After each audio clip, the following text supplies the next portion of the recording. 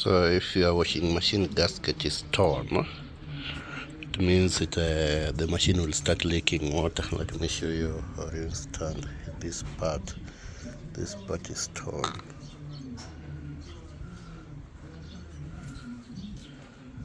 You can replace it. The best way is to replace it. You take another one that is okay, and find a new or a used one.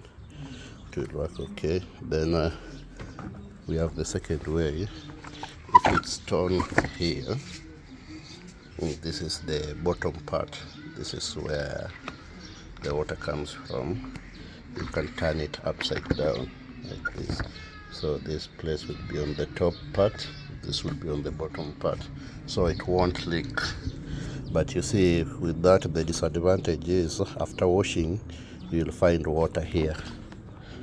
You find water at this place because there are holes here that let out water for drainage.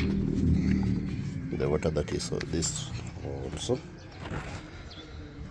will have been interchanged, so they will be upside down. So that is the disadvantage of interchanging it. And then the other part, you can repair this part.